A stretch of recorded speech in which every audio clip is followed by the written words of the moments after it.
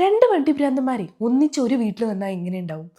ആ ലീലാവിലാസമാണ് നിങ്ങളിപ്പോൾ ഇവിടെ കണ്ടുകൊണ്ടിരിക്കുന്നത്. എൻ്റെ മോൻ്റെയും അതേപോലെ തന്നെ എൻ്റെ പ്രണവൻ്റെയും. ഇവർ രണ്ടുപേരും വണ്ടിയുടെ കാര്യത്തിൽ ഭയങ്കര സ്ട്രിക്റ്റാണ്. വൃത്തിയാക്കാനും അതേപോലെ തന്നെ എവിടെയെങ്കിലും ഒന്ന് കൂടിങ്ങ് പൊളിഞ്ഞു പോയാൽ അതപ്പം തന്നെ പറച്ചൊട്ടിക്കാനും. അതുകൊണ്ട് തന്നെ ഞങ്ങൾ 5 മണിക്ക് ഒരു അപ്പോയിൻമെൻറ്റ് ബുക്ക് ചെയ്തിട്ടുണ്ടായിരുന്നു. ആ 5 മണിക്കുള്ള അപ്പോയിൻമെൻറ്റ് ബുക്ക് ചെയ്ത് ഞാനിവിടെ കാത്ത് നിൽക്കുകയാണ് കേട്ടോ. ഡ്രസ്സ് മാറി രണ്ടുപേരും റെഡി ആയിട്ടില്ല. അപ്പം നേരം സന്ധ്യയായി 6 മണിയായി. എന്നിട്ട് ഞങ്ങളുടെ മുടി വെട്ടേണ്ട സ്ഥലത്ത് എത്തിയിട്ടില്ല. അവിടെയാണ് കേട്ടോ അപ്പോയിൻമെൻറ്റ് ബുക്ക് ചെയ്തത്. അപ്പം ഞങ്ങൾ അങ്ങോട്ടേക്ക് പോകുന്നേ ഉള്ളൂ. അപ്പം ചോണിയൻ കയ്യിൽ നിന്നാണ് നമ്മുടെ ബദ്രിക്കുട്ടൻ്റെ മുടി വെട്ടുന്നത്. അതിന് വേണ്ടിയിട്ട് ഞാൻ നേരത്തെ അപ്പോയിൻമെൻറ്റ് എടുത്തിട്ടുണ്ടായിരുന്നു. പക്ഷെ അത് വൻ ഫ്ലോപ്പായിരുന്നു. എന്നാലും വലിയ തിരക്കൊന്നും ഇല്ലാത്തതുകൊണ്ട് ഞങ്ങൾ അവിടെ എത്തി മുടി വെട്ടാൻ തുടങ്ങി. ഞാൻ വിചാരിച്ചു ബദ്രി ഭയങ്കര സീനാക്കുമെന്ന്. കാരണം ഇത് ബദ്രിയുടെ ഫസ്റ്റ് ഹെയർ കട്ടാണ്.